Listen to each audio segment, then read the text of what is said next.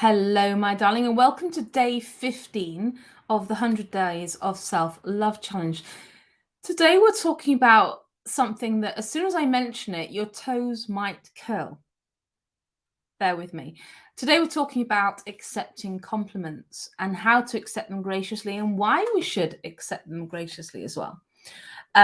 So let's begin by saying many women find accepting compliments incredibly difficult. And there's various reasons for this. You would think that, oh, we'll just accept a compliment. How hard can it be? But for a lot of us, it's actually very, very difficult. In some cases, there are social reasons. For example, downplaying a compliment because we don't want to come across as arrogant, for example, or downplay a compliment because you kind of feel that it's not genuine or it could not be genuine. And then maybe other people have motives for wanting to say something to you. So we kind of protect ourselves by not accepting it fully, because if they were joking or they were, not a genuine state, they were not saying something genuine, we feel like, well, if we don't take it too seriously, then we're not playing along with them almost. But downplaying compliments can also be related to the way that people see themselves. When people do not believe they're attractive, or so, for example, people who don't believe they're attractive, well, if somebody compliments them about their appearance, it automatically triggers a no, that's not true response. In many cases, stronger beliefs about given characteristics of the self, such as appearance, lead us to a more difficulty accepting a compliment that somebody's genuinely giving us. So what we need to understand is that a compliment, in many ways, is like a gift. Okay, so imagine that somebody comes to your house, right? And they've got this beautiful gift wrapped up, and it's got a gift bow, and it looks amazing, and it's so sweet. You open the door, they say, here, sweetheart, there's a present for you. You go, no thanks, slap them in the face and close the door. In many ways, that's the same as somebody giving you a compliment and you going, no.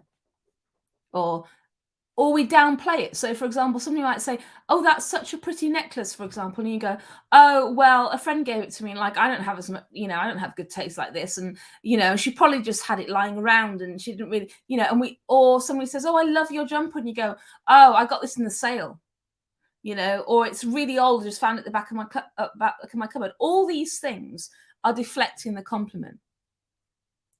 But all of them mean that the person giving the compliment feels like their compliment hasn't been accepted, it hasn't been received. People give compliments the same way that they give gifts. People give you a gift because they want you to be happy. The exact same for compliments, and not accepting the compliment means that you're kind of slapping them in the face, so to speak. So how do we accept a compliment? Because compliments can actually help you to love yourself more. If you can see a compliment as a piece of information, so you can see a compliment as a piece of information about yourself that you may not have seen. And quite often, if we could see ourselves through other people's eyes, we would learn to perhaps regard ourselves more highly.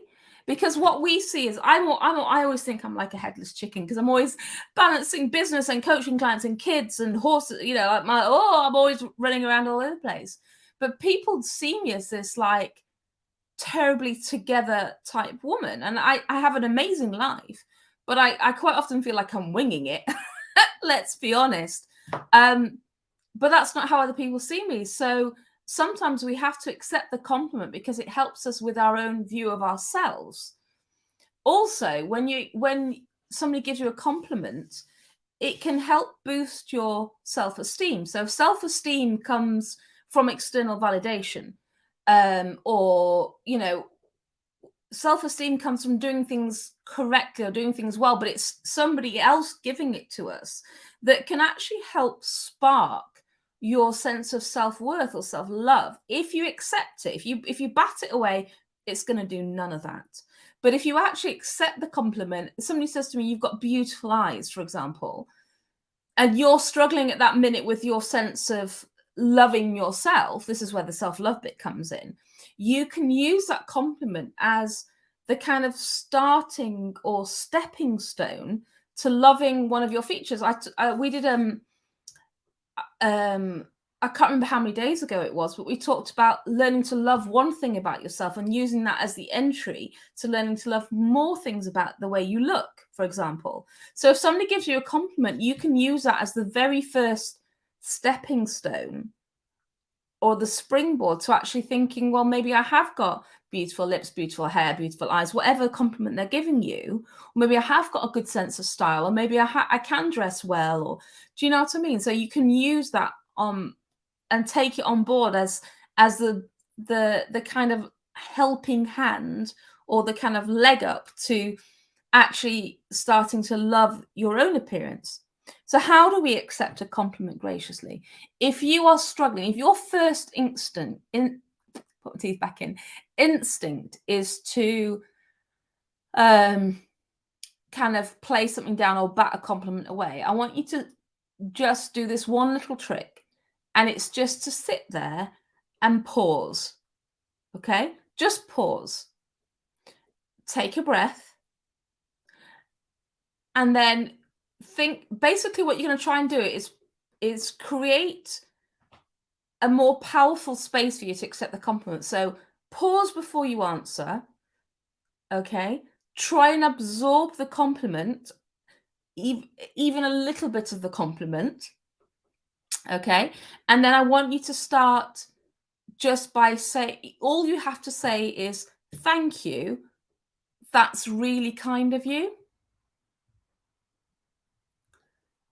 You don't have to say thank you, oh my gosh, I'm so, I can't believe you think my eyes are so beautiful. Are my eyes so beautiful? Oh my God. You don't need to embellish more than that, because sometimes you may have to write a compliment down. And I encourage you to do that. I encourage you to kind of write the compliment down, or just in your phone, take a note of it and go and reflect on it later.